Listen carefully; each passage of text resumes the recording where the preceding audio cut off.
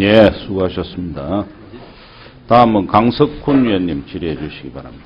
네, 안녕하십니까. 서울 서초을 강석훈 의원입니다.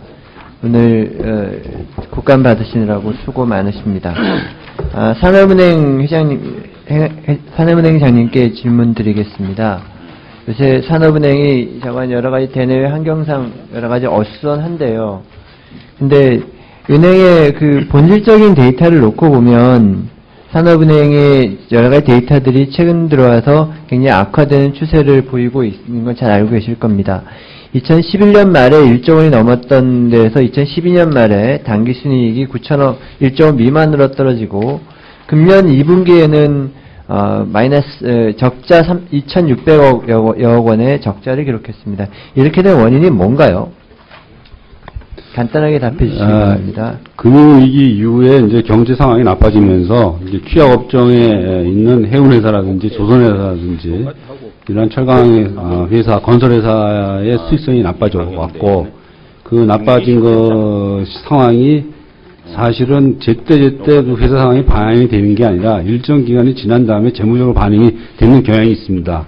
그래서 이제 올해 상당 부분이 이제 반영이 됐기 때문에 이러한 현상이 일어났다고 생각이 됩니다. 향후에는 이 적자 부분이 해소된다는 말씀이신가요? 그거는 세계 경제 전망, 국내 경제 전망하고 좀 밀접한 관련성이 있기 때문에 그 업종마다 좀 틀리고요. 제가 여기서 확약을 확단하게 말씀드리기는 좀 힘든 상황이라고 생각됩니다. 그렇다면 은행의 리스크 관리 차원에서 향후에 얼마나 정도까지 적자가 가능할 것으로 지금 시나리오상으로 예상하고 계십니까? 올해의 경우에는 최악의 경우, 지금 상반기에 저희가 2,660억 원의 당기순이익 적자가 났습니다만은 최악의 경우에는 1조 가까운 적자도 예상이 될 수 있다고 생각합니다. 최악의 경우를 말씀드립니다. 최악의 경우 1조까지 적자가 가능하다라는 말씀을 하셨는데요. 사실은 그 지난 7년간 산업은행의 주 채무 계열로 해서 여러 가지 기업에 구조조정도 지원하시고 또 자금 지원도 하셨습니다만 이게 과연 적절한 성과가 있었는가에 대해서 저는 의문시되는 부분이 많이 있습니다. 지금 화면에 띄어 있는 게 이제 지난 2007년 이후부터 산업은행의 주 채무 계열 현황입니다. 여기에 보시면 다 웬만큼 알려진 데이터라서 말씀을 드려도 될 것 같은데 2007년을 기준으로 해서 동부그룹의 경우에는 부채 비율이 95%포인트가 증가를 했고요. 한진중공업의 경우에는 채무가 5,951억 원, 그 다음에 한진의 경우에는 부실채권 비율이 261.45%포인트 증가했고요. 동욱제가의 경우에는 부실채권 비율이 84.11%포인트 증가했고, 그 다음에 대우조선해양의 경우에는 부실채권 비율은 좀 줄었습니다만 채무는 1조 1,500억 증가를 했고요. STX의 경우에는 워낙 많이 알려져 있습니다만은 부실 비율이 107%포인트. 금호아시아나의 경우에는 채무가 1조 400억. 그 다음에 대우건설의 경우에도 채무가 3,500억 이렇게 증가를 하고 있습니다. 그래서 지난 7년간에 지난 2007년 이후부터 지금까지 한 5, 6년간에 산업은행의 이러한 기업 구조조정 활동이라든지 이런 것들이 성공적이라고 보기 어려운데 이런 전반적인 활동에 대해서 회장님의 판단은 어떠신가요? 지금 아까 다른 의원들도 질문하셨습니다만 이게 산업은행의 역할하고 관련성이 있는 것 같습니다.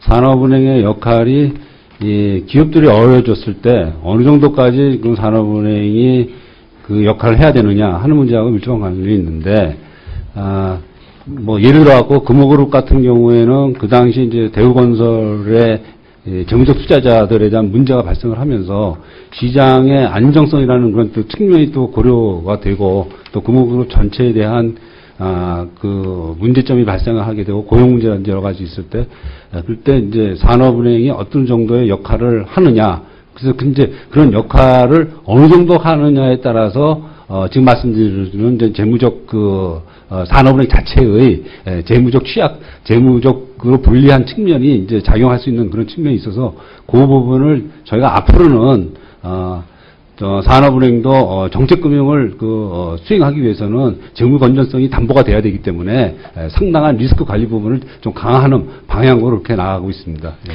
이게 저는 근본적인 이 시스템 변화가 있지 않은 한 굉장히 어려운 일이라고 생각하는데 아까 회장님께서 말씀하시기를 어떤 기존의 일시적 유동성이 있는 경우에 일시 유동성을 해소해주면 살아날 가능성이 있는 기업에 대해서 구조 조정을 하고 지원을 한다라고 말씀하시는데 제가 지금 보여드린 데이터는 다 대부분이 2007년도부터 5년간 지금 데이터입니다. 그래서 이거를 일시적인 유동성을 겪고 있는 기업들을 일시적으로 도와줬다라고 하기에는 기간이 매우 길고 그 말씀하신 기준에 적절하지 않다라고 생각합니다. 이미 또 행정님께서 말씀하셨듯이 요 지금 말씀드린 요 채무액이 전체 사는 신용 공여액의 17.1%로 상당한 부분이라서 이 부분에 대해서 적절한 관리가 되지 않는 한 또 개별 기업의 부실을 국민 세금으로 또 몰아줘야 되는 이런 부분이 있기 때문에 이런 부분에 대해서